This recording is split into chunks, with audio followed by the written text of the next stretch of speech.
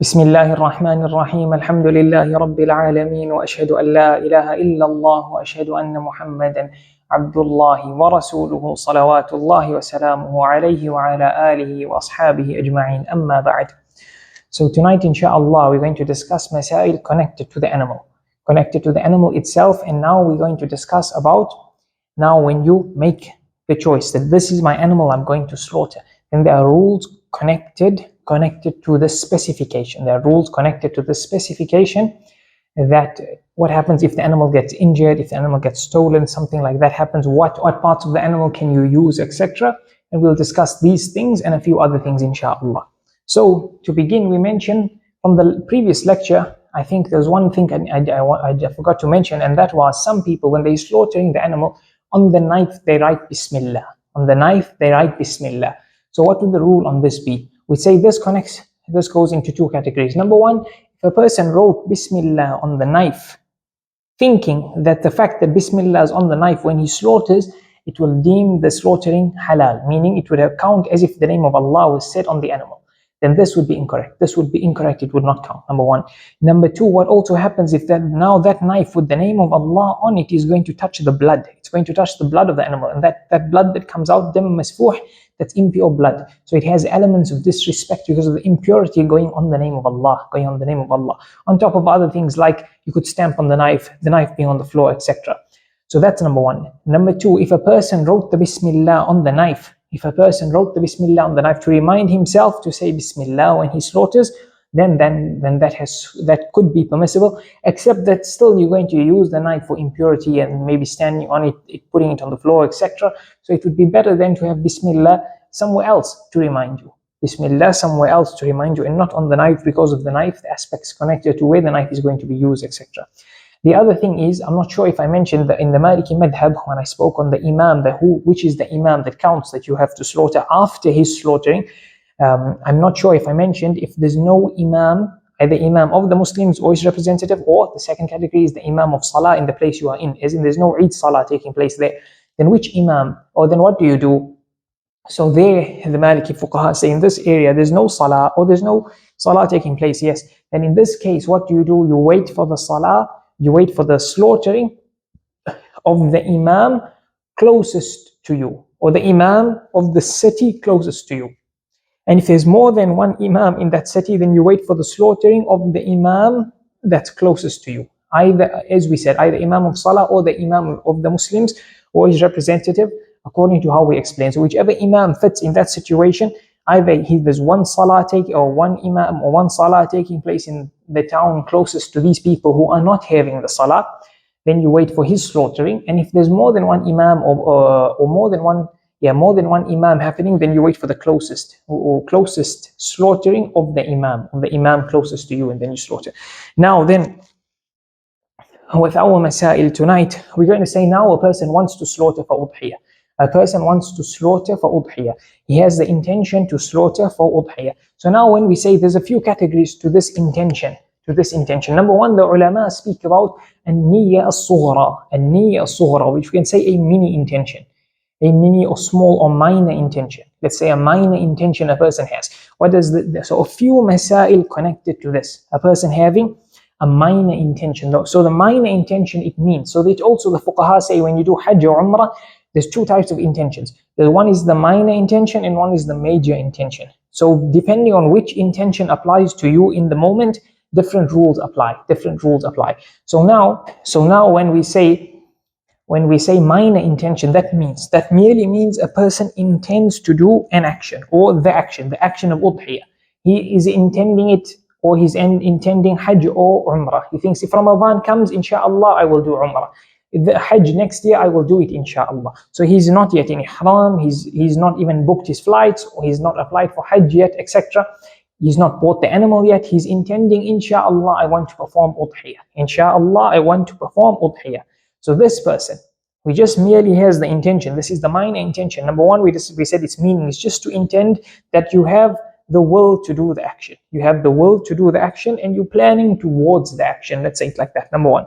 So that means now, number one, what we're going to discuss in the upcoming lecture, inshallah, is removing the hair and the nail. So we'll mention the details there, but just to touch on it here, to connect the masail here, a person who intends to do udhiyah. A person who intends to do udhiyah should not remove his hair and his nails. What's the ruling on that? Those things we'll mention it in the upcoming lesson. But when they say a person intending to do udhiyah, a person intending to do udhiyah, it's this person who has the minor intention. This person who has the minor intention.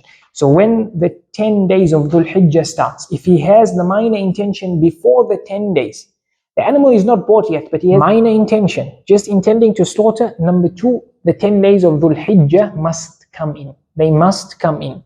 So once both are found, then this rule applies to you. So you could have intended to slaughter on Udhiyah, but you intended it in Ramadan. So if the first of Dhul Hijjah began and he did not have a minor intention yet, then he does not need to remove his hair and his nails. But let's say on the 3rd or the 4th of Dhul Hijjah, he then has this minor intention. He decides, oh, I think I'm going to slaughter this Eid. Or I feel like I want to slaughter this Eid. Or he gets some surplus money thinking that, oh, now I have money to buy an animal. So now he thinks I'm going to use this money to buy an animal. He thinks it. He doesn't yet go out and purchase the animal. From here now at this moment now he does. The rule of not removing hair and nails apply to this person. So that's one of the rules connected to minor intention. And then the last thing connected to minor intention is that a person having a minor intention for udhiyah, for other actions, for hajj, for umrah, you can still retract. You can decide against it. So you had the minor intention until, let's say, 8th of Dhul Hijjah, you had the intention, tomorrow I'm going to buy the animal. Until there, you have the minor intention. Until then, you can cancel your intention. You can decide, I don't feel like slaughtering this year, or something comes up, or I need the money for something else more important, possibly. Then you can break your intention. You can retract your intention, and there's no kafara or anything on you. There's no sin, nothing. Same thing with the hajj and the umrah. Once you've done the ihram, then you have to complete your hajj and umrah. You cannot retract. You cannot just cancel it. Yes, the situations when you are not able to fulfill the hajj or the umrah, then there are ahkam, there are rules applying to that person in terms of fawat and ihsar, etc. Mainly ihsar, which I mentioned in the chapters of hajj. But you cannot just decide, I want to get out of ihram. But while you still have the minor intention to perform umrah next month, you can cancel it at any time. And once the major intention comes, which means your ihram in hajj and umrah, you can't now cancel. Or you've made ta'yeen of the animal, as you're going to mention just now, you can't now cancel. So now knowing this is very important, because there's going to be a number of masaail that will connect to minor intention. We've mentioned it, but because ta'yeen is another category. But ta'yeen, we put it as the third one. The second category, we said, first one is your niyyah as-sughra, your minor intention. Number two, it's your intention at the time of an action. And the intention at the time of the action, in this case, it's at the time of slaughtering. In this case, it's at the time of slaughtering, and we mentioned it in the previous lesson, that your intention here is going to be when you slaughter the animal, you're going to intend it as being udhiyah. Or when you specify, or you give to somebody else to slaughter, or you make the purchase and the specification of the animal, as we're going to mention how, then that is now udhiyah. For the sake of Allah, it's udhiyah. And then we said, when it comes to slaughtering your animal, you can make your intention moments before. As we said, the sunnah would be when you say bismillah, and you say bismillah, that is now for the sake of Allah, as you're now on the brink of, or as you now start cutting. But if you said it before, a few moments before, it will be fine. To the extent where if a person had the intention, udhiyah, he specified his animal, and somebody else came to slaughter it without that person's permission, as we mentioned, it would be valid. It would be valid, the intention is there. And connected to also the intention at the udhiyah is what we mentioned of what some ulama call it a loud intention, and what others say it's not a loud intention, or it's not an exception to sunnah of loud intention. Rather, it is a separate dhikr. That connects to the intention of the action, and that is at now. This intention is at the time of the action.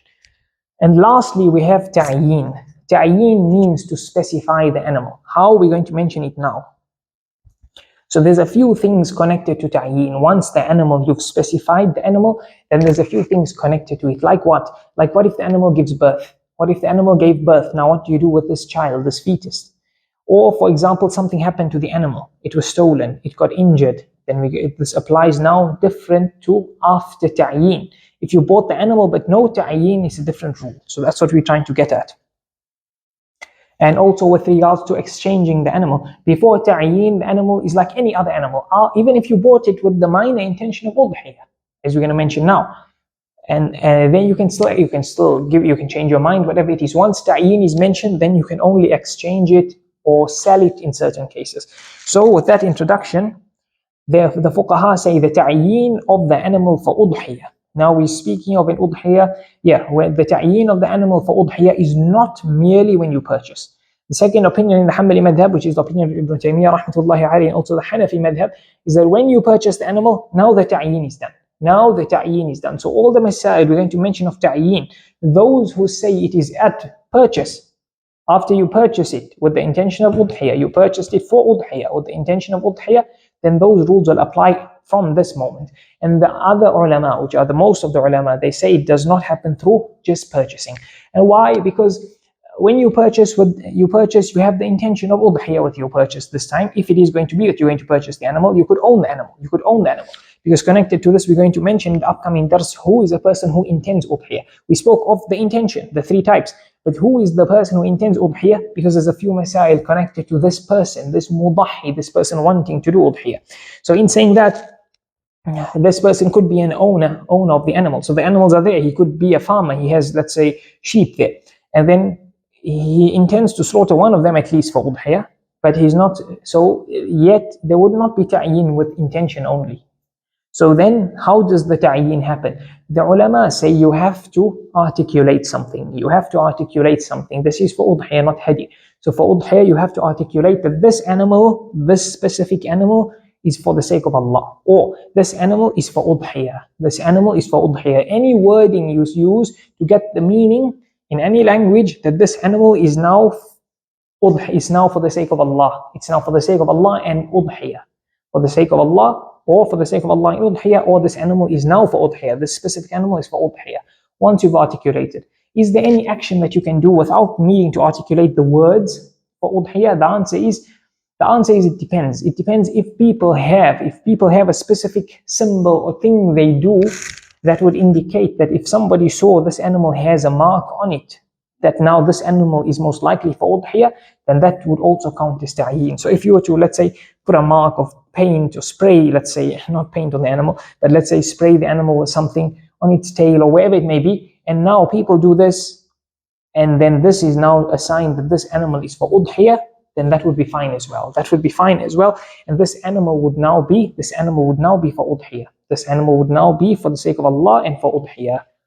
But there's a difference between a person saying this is my udhiyah, and he's just informing somebody, and he's saying this is my udhiyah, and he's intending to make it the udhiyah.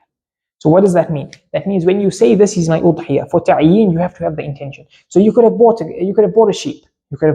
It's the 29th of Dhul Qa'dah. You've bought the sheep. Somebody sees you. What are you doing with the sheep? Oh, you said this is my sheep for udhiyah. You're just informing the person. And this now is not ta'yeen. But now you decide 1 minute later that now actually this is it. Now I'm going to slaughter this animal. Then this animal is now for udhiyah. Because what's going to happen is you can't change your mind after ta'yeen. Therefore, if a person is not sure yet if he's going to be able to slaughter this animal, maybe he has debts or something could come up, or he wants to slaughter on behalf of somebody else, but he's not sure which somebody else, or whether he wants to do it on somebody else. So maybe he does not make ta'yeen yet. He's waiting for the days closer to Eid, then he'll know for sure. So then, a person should not do ta'yeen yet. So he should wait and be precise for his moment of ta'yeen. And therefore to differentiate between if saying this is my udhiyah with the intention of ta'yeen and without the intention of ta'yeen. So the same thing will apply. Those who would say the ta'yeen is on buying. If you are in a situation where you're not sure yet, you want to buy the animal to secure the animal, but you're not sure on behalf of who or what's the ta'yeen precisely yet, then there's scope in the opinion of the majority of the ulama. There's scope on the opinion of the majority of the ulama that you can then wait for articulating the ta'yeen or doing the action that indicates ta'yeen. That's number two. So now, why not merely purchasing with the intention of ta'yeen? The fuqaha mentioned that because a person does something with the intention that he's going to do something further. I'll give an example to make it clear now. Merely having the intention does not make that thing obligatory on him to go through with it. So what does that mean? A person has intention, I'm going to give charity $50. So he has the intention. He even takes $50 and puts it on the side to give intention with tomorrow. But does he have to now go through with the intention? No, he doesn't. No, he doesn't. Or he has an intention, I'm going to gift so and so this, he has a gift for the person. Does he have to go through with the gift because it's set aside as a gift for so and so? No, he can change his mind. So the same thing here. He's made a purchase, he can change his mind. So can a person, or let's say a person made ta'yeen of an animal that he knew has a defect in the animal that would not make it valid for udhiyah. So he knew this animal has a defect and the udhiyah will not be valid with it, but he made ta'yeen. He said this is for the sake of Allah. The ulama say in this case he has to still slaughter it. Or he took an oath he's going to slaughter an animal for udhiyah, and he said this animal, and this animal he knows has a defect. He knows has a defect. So we're speaking now of not the fiqh ruling of the defect, but the defect in the animal. He can see that the animal, for example, most of its teeth are gone, or it's blind in most of its, it has blindness in 1.5 in its eye, for example. If we say blindness makes the udhiyah invalid, for example, then we'd say that you have to still slaughter this animal because you've now put it for the sake of Allah. You've put it for the sake of Allah, and therefore you cannot. It will not count for udhiyah, but you still have to slaughter it. And if you give it in charity afterwards, you give it in charity afterwards, then it will be reward for giving meat. And it would kind of be a vibe of an oath because you've made this animal for the sake of Allah. So you'll be rewarded for that side of things, but it will not count for udhiyah. So now when you make ta'yeen of the animal, now the animal kind of goes out of your possession. It kind of is still in your possession, but out of your possession. Out of your possession in the sense that now it belongs to Allah. It belongs to Allah with still a link to you as being the owner. With still a link to you as being the owner. So now that it's out for the sake of Allah, now immediately there's haqq of the fuqara, there's a haqq for the poor people to your animal. So it's important to remember that, because when certain things come about, when you have to know this mas'ala, then you're going to have to remember that the fuqara have a right to the animal. So the next mas'ala, the ulama say now that you've specified the animal, and now it's out of your possession, with it now being a connection to your possession but belonging to Allah. Now that you've specified this animal, they say you're not allowed to sell this animal or exchange this animal. You're not allowed to sell this animal or exchange this animal, except if you're going to exchange this animal for an animal that's better than this animal. So you've specified a sheep, for example, and you want to exchange it for a cow. Or you've specified an animal that is, or you specified an animal, and then you see another animal that is, let's say, more meat, it has more meat on it. So you specified for a better animal. Or you have an animal that has a color, and you can exchange it for an animal that the fuqaha mention is a better color to exchange it for. In that case, you're allowed to exchange it. They also say you're allowed to sell this animal. You're allowed to sell this animal if you're going to then get the money and buy a better animal. And then buy a better animal. But if none of these two, then you're not allowed to do anything with this animal in terms of exchange of ownership. And then, if a person fears that if he sells this animal, he might not get another animal, or he fears from himself that, oh no, that he might decide against the udhiyah, then he should not sell the animal. It will not be permissible in this case. Can a person give this animal that he's made ta'yeen of as charity? The ulama say no. You cannot. Now it's for the sake of Allah, you have to slaughter this animal, and thereafter you can give in charity. But beforehand you cannot. So therefore, if a person has his animal and a group of poor people or a poor person asks him, can you give me a udhiyah animal? The answer would be you cannot. What if that poor person says, I will slaughter the animal for you? Then the answer would be two situations. It will be permissible on the basis of you can make him your wakeel to slaughter your animal. That's fine. But that's if the person is trustworthy, that you know he's going to slaughter it as udhiyah. So he won't slaughter it immediately, he'd wait for the days of udhiyah and the correct time for slaughtering, and then he'd slaughter it properly. As it should be, and then distribute as it should be. And then distribute what needs to be distributed as it should be, if he's going to be also the wakeel of distributing. So then it will be permissible, otherwise not permissible. The ulama say you can exchange this animal for an animal better than it, but you can't exchange this animal for an animal equal to it or lower than it. You can't even sell it to buy an animal equal to it or lower than it. It has to be better than it. And then connected to this, The ulama say even you've made ta'yeen of this animal, then the meat that you got, and after you slaughter this animal, you can even exchange the meat. You can even exchange the meat for better quality meat, because they say these things are more beneficial to the poor. Exchanging the animal for better, or selling and then buying the animal better, or buying a better animal, or exchanging or selling the meat for better meat, then in this case it will be more beneficial for the poor people. So then it is permissible to do so.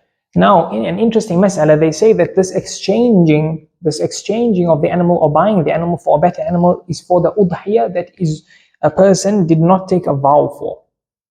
So if a person took a vow and then specified an animal, then this one he can't change and he cannot replace. He has to slaughter this one.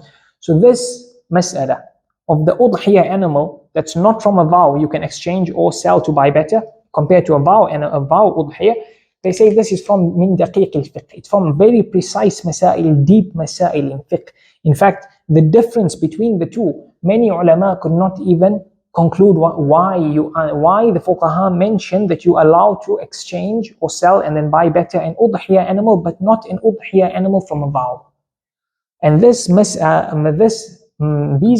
of deep masaail that resemble each other, but there's a small difference. It's actually from deep fiqh.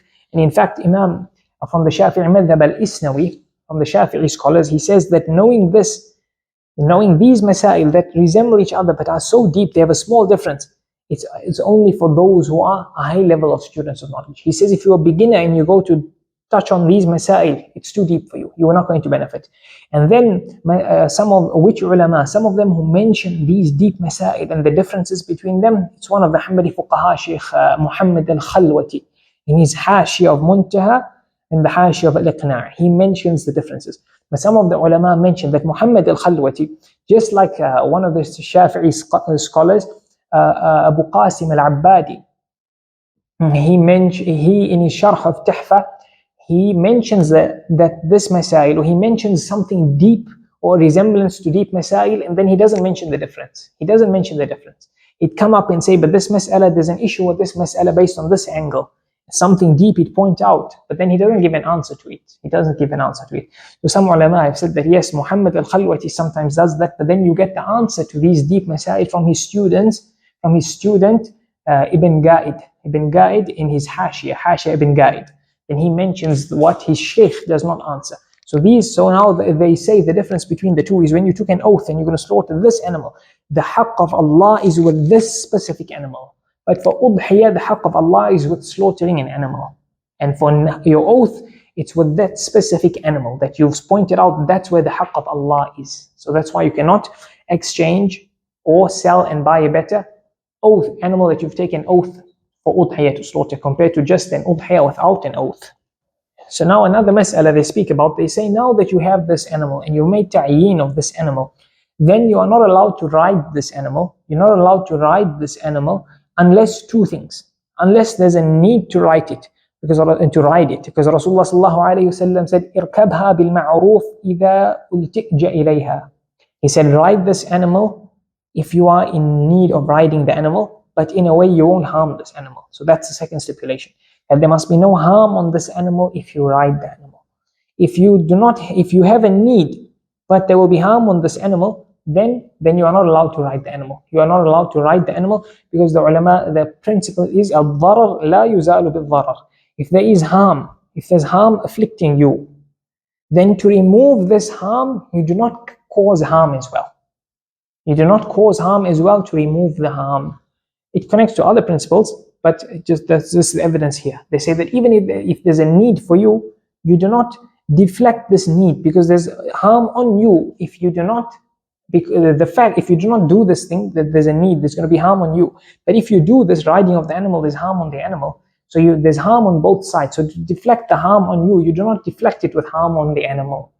And if you do so and there's harm on the animal, then you are responsible for the decrease in worth of the animal, because it was a certain worth with it healthy, and now that you've ridden the animal, so now it's weakened or whatever it may be, then the difference in the worth you now owe to the poor. Because what we say, who owns this? Who owns the haqq of the animal after ta'yeen? Yes, to Allah, but also to the poor. So now when we make ta'yin of the animal, they say it's permissible if there's a benefit for the animal. If there's a benefit for the animal, then it's permissible for a person to remove, if it's a sheep, the wool. Allah says, وَمِنْ أَصْوَافِهَا وَأَوْبَارِهَا وَأَشْعَارِهَا. Allah says from the wool of the sheep, وَإِنْ أَصْوَافِهَا وَأَوْبَارِهَا, or the wabar is the fur. So the fur refers to the camel. وَمِنْ أَصْوَافِهَا وَأَوْبَارِهَا وَأَشْعَارِهَا, and the hair. Which animal has hair? That's referred to in this verse. They say from the Udhiyah, from the cattle, the livestock animals, they say goats and cows. Goats and cattle have hair, and the camel has fur, and the sheep has wool. So you're allowed to remove the wool or the fur or the hair on this animal if there is a benefit for the animal. Like let's say it's a sheep and the wool's it's becoming really heavy on the animal. Then to remove it, to make it lighter and easier on the animal, you can. Or if there's a wound, the animal has a wound, and then you need to treat the wound, or just to open the wound, to let it get air to kind of heal. Then you remove the hair or the wool or the fur, then you can do so. Because now Ibn al-Zaghuni says that when you make ta'yin of the animal, the entire animal belongs to Allah except for the wool or the fur or the hair. And he says, and the milk. That's why the ulama say that you can drink the milk of an animal as long as the animal does not have a child. Or if the animal has a child, then you cannot drink the milk the child needs. If the child drinks and is left over, then you can use that. But the moment the child needs, then you cannot. And if you do drink, or by milking the animal, there's going to be a negative effect on the animal, to affect the animal or the meat of the animal, then you owe the worth of that to the poor people. You owe the worth of that to the poor. So now we said what? We said that wool and the milk does not get included in the ta'yin, being now for the possession of Allah and for the sake of Allah. So that connects to another mas'ala al-Labadi mentions, and he says that if a person makes ta'yin of an animal that he bought, but now listen to how they connect fiqh. So he says that in the mas'ala, when you connect the fiqh, the ulama say you can buy an animal, but then the seller can make an exception to certain things of the product. In this case, an animal. He can sell you the animal, but say the skin, for example, a few things from amongst them, the skin belongs to me. So when you slaughter the animal and you skin it, the skin does not belong to you, it belongs to the seller. So now if you bought an animal like that, and the skin belongs to the owner still, to the seller, the person you bought the animal from, can you slaughter this animal for udhiyah? He says, I didn't see which of the earlier fuqaha mentioned this mas'ala. But he says, to me and my analysis of this mas'ala, it won't be valid. And he says, I can't see how it's valid. And now Ibn al-Zaghuni says that this ta'yin happens to the whole animal except for the wool or the milk. Therefore, skin would seem from how Ibn al-Zaghuni phrases it's included. And therefore, you cannot slaughter this animal that the buyer has made an exception to the skin. Now, in connecting to that, when you make ta'yin of the animal, so what happens? Sometimes people slaughter the animals like in a butchery or an abattoir. Then what happens here is now the person should ensure, especially if he's going through an agent or the butcher, what should happen here is that ta'yin of the animal should be made. Who does each animal belong to? So now it should be that the person bought the animal before udhiyah, or at least the ta'yin is done to the animal that he hasn't purchased yet, that he will purchase, but the ta'yin is done. So therefore the person at the butchery should make sure that now when he slaughters, that he slaughters an animal that his ta'yin has already been made that it belongs to so and so. And then that carcass gets sent to so and so. So he receives, the person who bought the udhiyah, the correct meat that he made ta'yin of reaches him. So that's very important. If somebody is at the butchery or taking care of the udhiyah of other people, he should make sure that the ta'yin is done. So therefore, what should be done? A person at the butcher, for example, should try and, let's say, mark the animal with the owner's name, or give a number. Let's say this number, let's say 1 belongs to Muhammad so and so. And then Muhammad so and so should know that your animal is this sheep number this. So let's say it's number 1, he knows my animal is number 1. Or let's say 1A belongs to Muhammad. So he knows at the butchery that sheep 1A belongs to Muhammad, and Muhammad knows that sheep 1A belongs to him. So then ta'yin is done. The latest time for ta'yin is when the animal gets brought in just before slaughtering. Then if they put a tag on that, for example, he puts a tag on the animal or marks the animal that this one belongs to so and so. Or if it goes through an agent, Muhammad is buying an animal through an agent who's going to then get into touch with the butchery, and then the slaughtering will be done there. And the person at the butchery should know that this animal is for agent so and so and on behalf of the customer so and so. So let's say agent Ibrahim on behalf of customer number 3. So then Ibrahim is the agent. He knows customer number 3 is Qasim. So then Qasim knows that his animal is number 3. So like that, the ta'yin has to be specified so that a person then gets the correct animal. And thereafter, as we said, you do not need to then specify this at the moment of slaughtering, because the ta'yin is done. The ta'yin is done. Once ta'yin is made, then it's over. Then you can just bring the animal, bismillaah, Allahu Akbar, and slaughter, and it would have been done on the person who bought the animal, and the ta'yin, or even didn't buy the animal, but the ta'yin is done on behalf of that person. Or if you're doing on behalf of whoever, living or deceased, then the ta'yin is done. So it's very important that those working at butcheries or where slaughtering will take place, or slaughterhouse, wherever, that the ta'yin is done on behalf of the person, and the person knows then which carcass is his, so that he can access it, or the correct one comes to him. And then he can also know when his animal has been slaughtered, so then he can remove his hair, nails, and those other masaail connected to it. If a person made ta'yin of an animal, and he did not know it had a defect, that prevents the validity of Udhiyah, then in this case the ulama say, here in Islamic law, the person has a right to return the animal. And therefore he returns the animal, and then he can get his money back and buy a proper animal that he can then slaughter. Or he does not return this animal, and then he gets the arsh. And what does he do with the arsh? We explained the arsh in the last lecture. Then what does he do with the arsh? We're going to mention he does with the arsh. What's going to happen if he sold this animal and bought another one, or somebody else destroyed this animal and now the person needs to buy another one. So we're going to mention what to do with the arsh. It's the same thing. So if a person made ta'yin of the animal and then the person passed away. Now, if the person passed away, the heirs have to slaughter his animal and distribute it. We're going to mention there's a portion they can eat, and a portion to distribute to the poor, and also to gift. The main thing is to give a portion to the poor. Like how you do if this man was alive and slaughtered it himself, the heirs would do the exact same thing. And if the man had a debt while he's alive or while he's dead, so while he's alive he has a debt, what would cover this debt is this animal. If he sold this animal, he had enough to pay his debt. After ta'yin, you cannot. It belongs to Allah. And if the person passed away and he had a debt, but he made ta'yin of the animal, then still too you cannot sell this animal to cover the debt.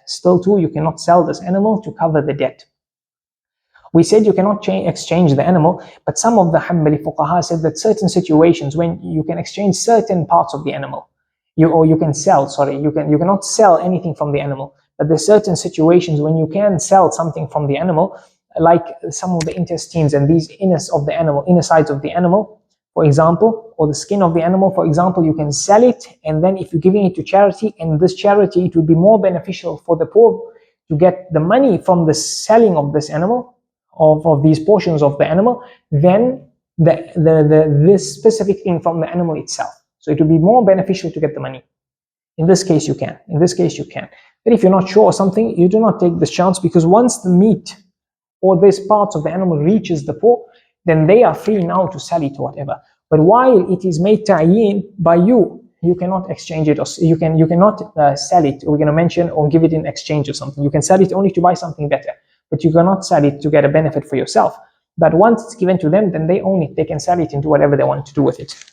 Then they say, if the animal was slaughtered, and immediately after it's slaughtered, it gets stolen, then here the udhiyah is valid. Because what the udhiyah refers to is the slaughtering of the animal, not distributing the meat. That's a separate extra thing. So the moment you slaughtered, if something happened to the meat thereafter, it got stolen or whatever it may be, then the udhiyah is valid. There's nothing more for it. And if a person bought an animal, right? He bought an animal, and he did not make ta'yeen of the animal. He did not make ta'yeen of the animal. And this was a vow. It was a vow, because if a person did not make ta'yeen of the animal, and his udhiyah only becomes wajib, only becomes binding on a person if he did not take an oath. If he did not take an oath, it only becomes binding after ta'yeen. Before ta'yeen, as we said, it's niyya sughra. It's niyya sughra. So he had an oath. He's going to slaughter the animal. He's going to slaughter an animal. He bought the animal. He didn't make ta'yeen yet, and he got stolen. It got stolen. Here he has to give another one. Here he has to give another one. But if the animal got stolen, or if the animal got injured, let's say the animal got stolen or destroyed, or it died, for example, or it died, and this was before slaughtering, and the person did not fall short. A person did not fall short in taking care of the animal. So he kept the animal in a place where usually the animals are kept in a certain side, let's say caged or whatever it may be. He did not fall short because the animal is now an amana. The animal is now an amana to him. So if he did not fall short in looking after the amana and something happened to it,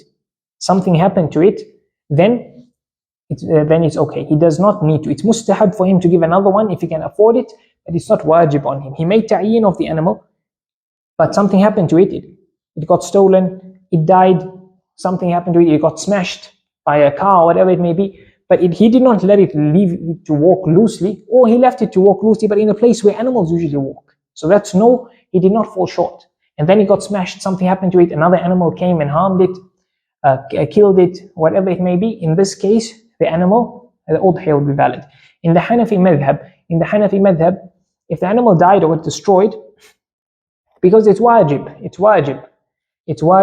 then a person has to, if he's rich, if he can afford it, not rich specifically, but he owns more than the nisab now on the days of Eid, and he can afford another one. He owns more than the nisab over and above his needs on the days of Eid, now at this moment when his animal is destroyed, and he can afford another one without it being too much of financial strain on him. If he buys another one, then here he buys another one. The other ulama say it's mustahab to do so. Here he buys another one. If he cannot afford it, then it falls. If it falls, it falls.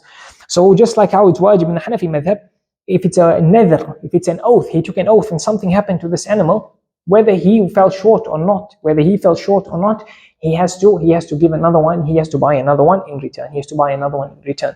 Because it's an oath, he has to now sacrifice this animal. And then if he took an oath to slaughter, let's say a sheep, but he made ta'yeen of something better than a sheep, let's say a cow, and then this cow, something happened to the cow that now made it invalid to slaughter. Let's say it died or something, and it's an oath. So this person needs to give one in replacement. So now what happens here is that if this animal, something happened to it because of his shortfall, even though his oath was for a cow, was for a sheep, or what he owed Allah because of a mahdhura of ihram or something like that was a sheep, but he fell short, but he bought a cow, right? He made ta'yeen of the cow, and then he fell short. Then here he has to give the cow. And if he did not fall short, then here there's two opinions in the Hanbali madhab. Some of them say that okay, he did not fall short, but he specified a cow. So the madhab is that he has to still give a cow. But Ibn Qudama and other ulama say that he didn't fall short, and therefore he only has to give in replacement of it what was in his dhimma, what he took an oath for, which is a sheep. So here in this case, he can give a sheep. And that is when he fell short. Yeah, so another mas'ala, if a person made ta'yeen of an animal, and then it got hurt or injured or a defect on it that would now prevent it from the udhiyah being valid. Now something happened to it that it was alive, and then something happened to it and the udhiyah would not be valid. Now. If this was because of a shortfall from him, then he has to replace the animal. Whether it's on his dhimma of an oath or mahdhura of ihram or something, it doesn't matter. Or it was through him making ta'yeen. Because he fell short, then he has to give another one. And then the Hanafi madhab say that if this animal dies, because we mentioned last time, if something happens to the animal in terms of it getting an injury or something at the time of slaughtering, let's say the knife poked it in its eye and the eye came out. So now in theory, this would not be a valid animal, but because it's happening at slaughtering, then it would be valid. But now if the animal died, The first situation you could slaughter still and would count. This one here, the animal died. The Hanafi madhab say, just like what we said earlier, that if the person can afford to buy another animal to replace it, then he can do so. He should do so. And if he cannot afford it, then it falls on him. So now, if a person, we said the animal becomes, ta'yin of the animal happens when you specify it, not when you buy it. So now, if somebody else destroyed your animal, then that person is responsible for the worth of your animal. So that even counts if now, let's say the animals are all in an area, a cage or something, that you're bringing them from there to the place where you're slaughtering. It's a few meters away. And somebody was rough with the animal and they killed the animal, for example. They killed the animal. If they hurt the animal and now the udhiyah will not be valid, if that person was rough, then he's responsible for that, right? As we mentioned in the previous lectures. But now, let's say the animal died. This person now, or he hurt it to that extent it won't be valid for udhiyah, or the extent it won't be valid for udhiyah, this person is now responsible to owe you the worth of this animal so you can slaughter. He's responsible for that. So now he has to pay you for that. Or you've sold your animal with the intention to buy another animal. So you've sold your sheep, you sold it, you had a sheep, you bought it for $100, you sold it, okay, for $100, let's say, and then, or let's say 110, thinking you can buy a better animal because you can now get 110 and then buy an animal for 110 to be better. So now the sheep, the prices have dropped. So now it's only $90. So now you buy a sheep for $90, there's still $20 left. So this $20 left, right? So the same thing would apply to that person. He owed you money. You bought the animal, that person who destroyed your animal, you bought it, he paid you $100. He paid you $100 because he destroyed your animal worth $100. So then you bought an animal, it was $90. The remaining amount, in the first situation 20, in the second situation $10.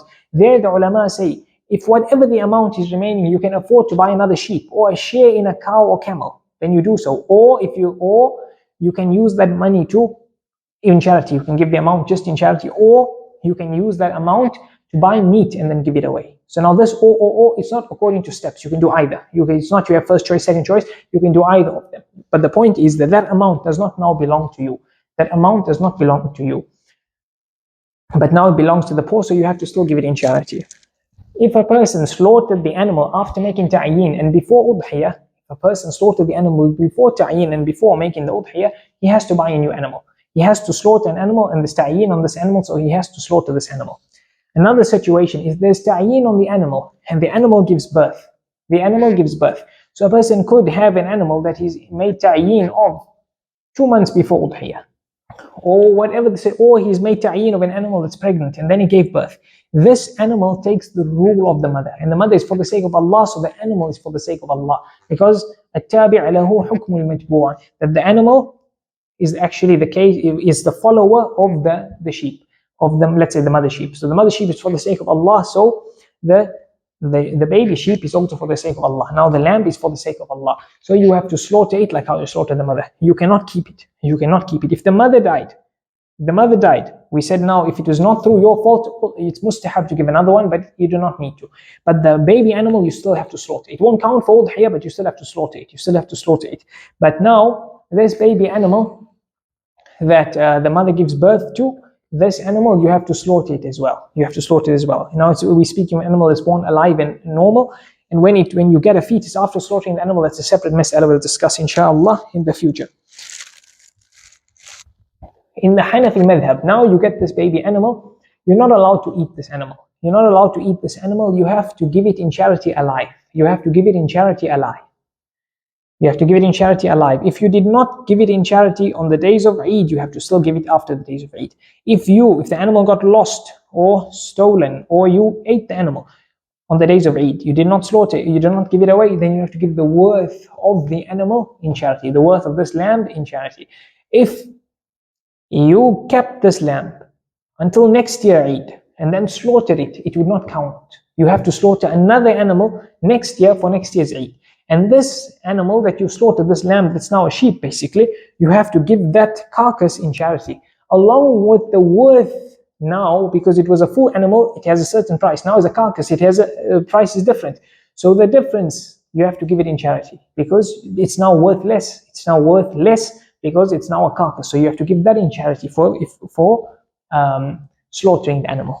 Okay, the last few masaail, we said that if keeping the wool or the fur or the hair of the animal is more beneficial for the animal, you cannot then remove it. We mentioned that before, right? And then they say a person slaughters the animal for you. This person slaughtering the animal, you cannot give this person as a wage for slaughtering the animal from the animal. You cannot give it as a wage. They say because he's slaughtering on behalf of you. He's slaughtering on behalf of you, and he does not resemble, let's say in zakah, the amilina alayha. If a person is going around the sa'i on behalf of the imaam of the Muslims to take the zakah of people, he's on behalf of the poor, because the wali al-amr, the leader of the Muslims, sends this person, he goes on behalf of the poor. So the moment you give him the money, he takes the zakah, he is now a wakeel on behalf of the poor. So that means if something happens to the zakah, he left it in his house, let's say on open, and somebody stole it. Does this person who gave the zakah have to take it out again? The answer is no, because it's as if the people who were recipients of zakah took it. But if this person was a wakeel on behalf of the person who gave the zakah, then this person cannot take from the amilin, the amount of those who are on behalf of the imam to take the zakah. Therefore, if this person, he's now wakeel of the person giving the zakah. So if he left it out in the open in his house and somebody stole it, now he's responsible for the zakah of that person. He now has to be responsible for it. So it's important in fiqh to know what applies to who. So in this case, the person slaughtering is on behalf of the person. Now, if it's not slaughtering, or he's now skinning the animal, cutting the animal, whatever it may be, the ulama say you're not allowed to sell any of these body parts of the animal, or to give it in a trade, in an exchange. So the person is going to say, I charge you to skin this animal $50. So you say, no problem, I'll give you 25 and 5 kg meat. So that 5 kg meat is now in exchange for the work. It's like a repayment in exchange for $25. This will not be permissible. You cannot use the meat or any part of the animal you cannot use it to sell it, as we said, except in the one situation we mentioned just now. So you cannot do it. And so therefore, you cannot use it in any exchange. You cannot use it in any exchange. There's only one situation now. They say that this fur or the wool or the skin of the animal, a person can use it. A person can benefit from it, or can give it in charity. Some of them say it's better to give it in charity to go out of the difference of opinion, but a person can use it. In fact, some of the tabi'een like Masruq and Alqama, they used to use the skin of their Udhiyah animal, they used to tan it and then use it as a musalla. They say because this animal was for the sake of Allah. So since it's come as a result of something for the sake of Allah, we're using it for the sake of Allah, and that is for salah. This skin of the animal, you're not allowed to sell it, right? But Ibn Rajab says, based on the principle of the madhab, this skin you're allowed to exchange it. But two stipulations. Number one, you're not allowed to exchange it for money. Number two, this exchange, what you exchange it for must be something you can use in your house. You must be for personal use. So this skin, you exchange it, because this skin you can make it into shoes, you can make it into, let's say, like skin to drink water from. You can use it for those things. But now let's say you have no need for it. So you exchange it for something, not for money. So you can't exchange it for something you can purchase, something to use in your house. So you can't exchange it for money, but let's say somebody has, let's say, a container you want to use at home in your kitchen. So you can exchange the skin for the container, but you can't exchange the skin for money and then go buy the container. You can't do that. So this is the masaail connected to the skin or the fur, etc. of the animal.